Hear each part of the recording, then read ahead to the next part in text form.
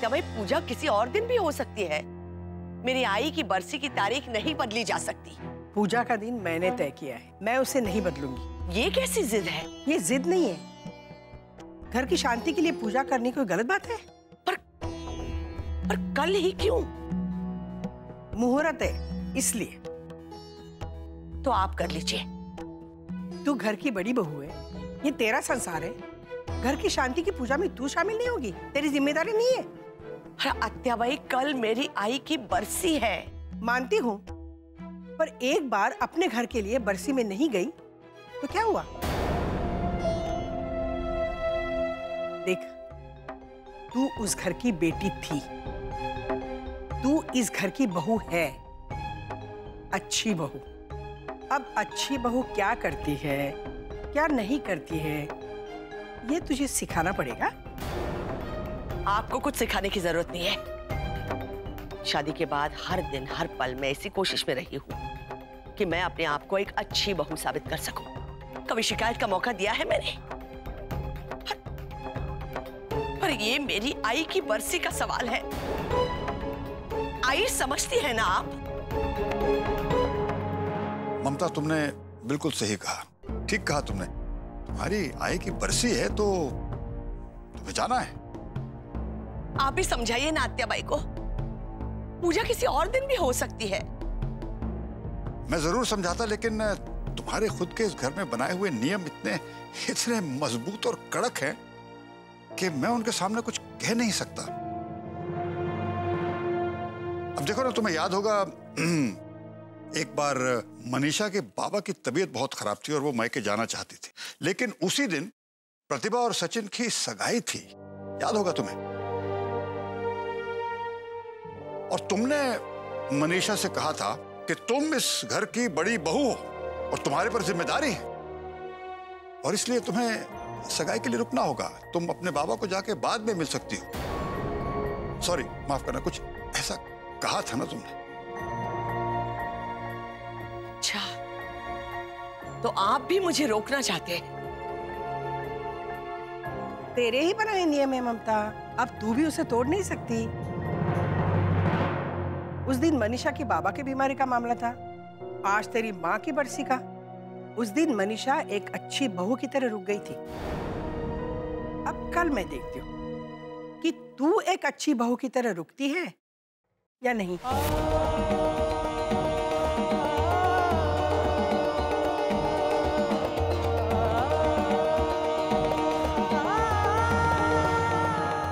बाबा, ये झिलमिल क्या कह रही थी? वो मुझे यहाँ आने से क्यों रोक रही है? आपने क्या सच में मुझे यहाँ आने से मना किया है?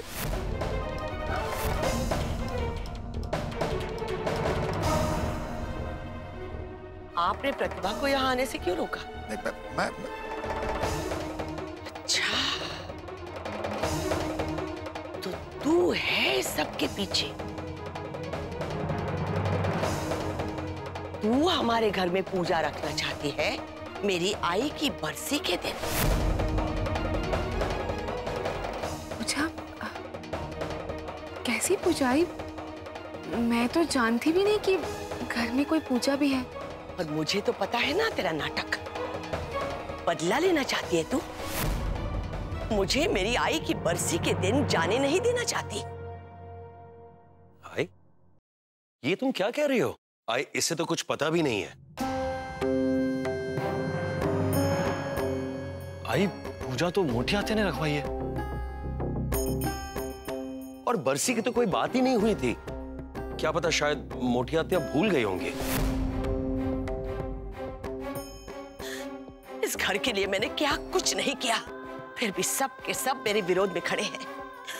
कोई नहीं है मेरा, कोई भी नहीं।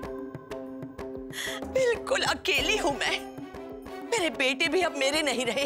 एक दिन, बस एक दिन मैं चाहती थी अपने आप के लिए, मेरी आई की यादों में जीने के लिए। आप लोगों ने वो अधिकार भी नहीं दिया मुझे।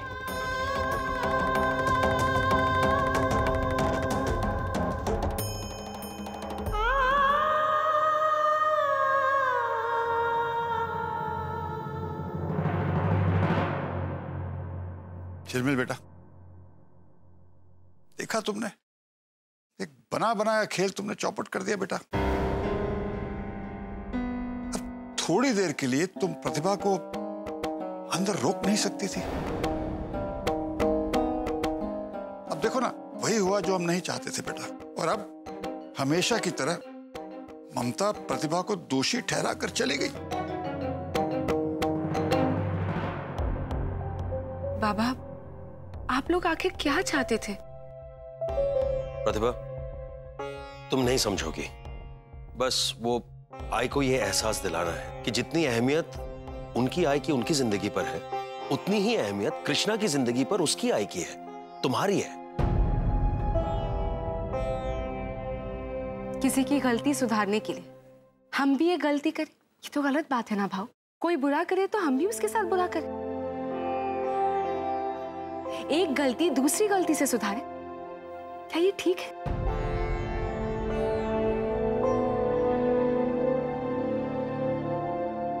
किसी को उसकी आई के पास नहीं जाने देना बुरा होता है ना? प्रतिभा और झिलमिल की सोच इतनी मिलती जुलती कैसे है? इतनी समानता दोनों में? बताओ आई, मेरी क्या गलती है? जब से इस घर में आई हूँ हर कर्तव्य निभाया है मैंने, और आज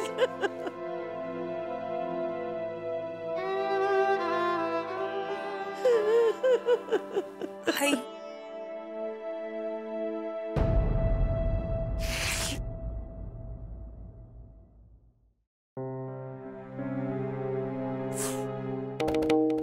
भाई अब मुझसे नाराज नहीं है ना? आई, मेरी कोई गलती नहीं है। मुझे तो पता भी नहीं था कि घर में कोई पूजा है। हाँ, किसी को कुछ नहीं पता, न तुझे, न प्रतिभा को, न मेरे बेटों को। अब मेहरबानी करके यहां से चली जा। मुझे नहीं पता था कि बाबा मेरा उदाहरण देंगे। मैं तो वो बात कब का भूल गई थी। खो गई